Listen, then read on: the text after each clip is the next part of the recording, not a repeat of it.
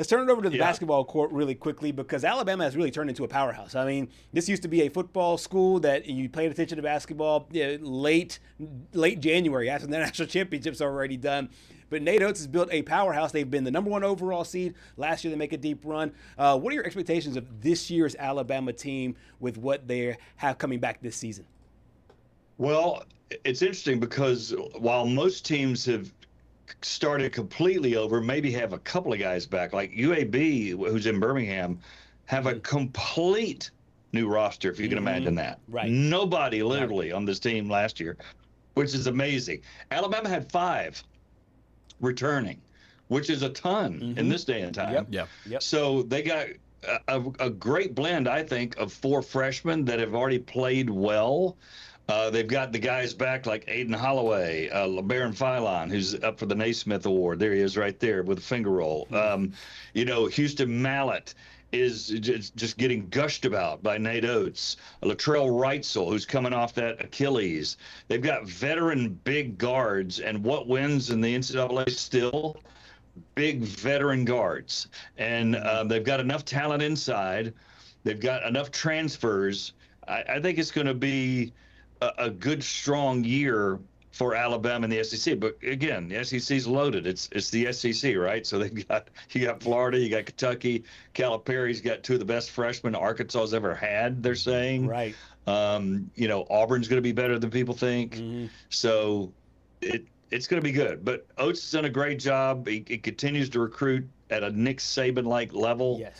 And he just can get it done. Of course, they just boarded a plane a little while ago to go play St. John's and your boy Rick Pitino. So we're going to find out pretty early where they are. I was actually going to ask you about that. How much do you think this trip will help them out in the postseason, being able to go to a big arena with a team that made a deep run last year, with a coach that has national championship rings on his fingers, both at Kentucky and at Louisville, and then this game as it relates to their whole schedule, because this is a very tough non-conference schedule, even let alone the SEC games. But they obviously will play, Purdue, as you see right here, Illinois, Gonzaga, St. John's there. What do you make of this non-conference game on Saturday, and how it kind of fits into the bigger picture of what Nate Oates is trying to build this year?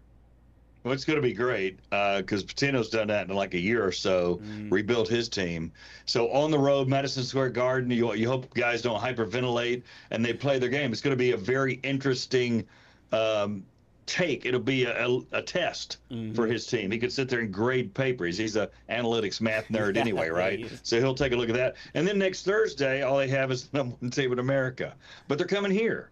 So he'll get a really good taste in that 4-game stretch you just said, but really in these next 2 to see where he is. But he likes that. He would rather go 10-6, or and I don't know if they're playing 16 non-conference games, but reasons to speak. He'd rather go 10-6 and be really ready for the conference and know what his team is about than to go 13-3 or 14-2, and not know exactly what he has. And I think that's the right way to coach. He feels comfortable at Alabama. He knows he's got strength there, and he doesn't mind losing a few games or possibly losing a few games. And it seems to work, right? Yeah. They're the only team in America that's been to a Final Four and Elite 8 in the last 2 years. So something's working. Yep, and you mentioned the consistency with his roster and consistency with the outcomes overall. Got a chance to hear from Coach just ahead of that matchup against St. John's. We will. We'll have some guys ready. We'll have the rotation a little bit better. We'll put the guys that play hard, because St. John's plays extremely hard. That's why they're good. We'll put the hard-playing guys in the team. We'll put the guys in that can take care of the ball. We'll make sure we got a little bit better plan to hopefully attack the pressure on the defensive end. But we're gonna get better over these next 4 games. That's for sure. Like, I don't know what our record's gonna be after the 4, and that doesn't really concern me as much as getting better every game. We got to be our best come SEC play. I think playing a bunch of cupcakes and teams that don't really expose your weaknesses, if you will, like we'll get exposed here in these next 4 games. I just don't think you get that much better. So interesting non-conference matchup for Alabama. Before we let you go, Scott, I have to ask you personally about the Auburn Tigers. I know you keep up with them as well. Yeah. Does DJ Durkin lead Auburn to Nashville and get a win over Vanderbilt? How do you expect this Auburn team to perform first game? No Hugh Freeze. I feel the same way about Auburn, Gerhard, that I do about LSU. I think they've got a guy in there they can believe in. Not that they disliked Freeze like LSU guys didn't like Brian Kelly, but just to let out a breath of fresh air, relax, and just go play with no pressure, right?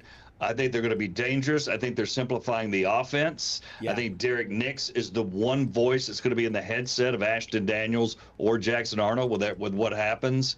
And there won't be a play call coming from him and Freeze getting the play call in late because he overrules and this confusion. Right. They'll clean it up. So it's going to be interesting because obviously their defense is playing at a championship level.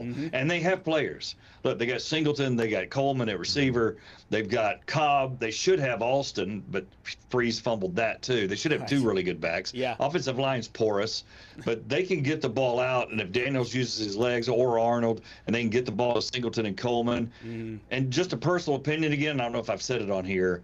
And what's odd is I talked to I won't say his name, but a prominent high school coach last night at a game I was at, and he's the former roommate of Derek Nix at Southern Miss, and we were talking about it, and I'm like, it just seems like Hugh Freeze, went bananas on the RPO, in my opinion. It's just RPO, RPO, RPO, RPO. Well, you can't do that these days. No. And he agreed with me, and he talked to Nix about it. So if you got Coleman and Singleton, you got a 6'4", 6'3" receiver, you got to call predetermined pass plays. You got to call predetermined running plays to Cobb or whoever. You can't leave it in the quarterback's lap every time and just call right or left an RPO. So Freeze was at the forefront of the RPO, obviously at Ole Miss, and did very well, but he's never evolved. And as you know, this stuff evolves, and the RPO is cool to use every now and then. But you've got to get the ball to your weapons and not leave it up to the quarterback to decide. Just a personal opinion. Really interesting. I think Auburn's going to play better than we think. Absolutely. Okay, I like it. I like it. Really interesting insight and really awesome because vis-a-vis Alabama using Caden Proctor too much and then them using the Auburn using RPO too much. I like that balance there. You should be a consultant either for Alabama or for Auburn. Because you remember Thorne? Remember Thorne against Oklahoma? Perfect. At the home game last year? Perfect example. Jaquez Hunter, really good, right? Last time I checked, instead of handing the ball to him with the lead, they run an RPO. He doesn't hand it to him and tries to throw to 4 linebackers. They pick it off, run it back. Game over. So why in the world would you do that? Why and then Freeze just kills the quarterback. Well, don't leave it in his hands. Hand the ball to 2-7. Give it to him. Yes. One of the best that's my complaint about Hugh Freeze. Absolutely. We'll see. Hey, I know a team in Columbia, South Carolina that's looking for an offensive guy. So maybe you should put your resume in. Are you saying you want Freeze to go to South Carolina? No, I'm saying I want you. Oh, no.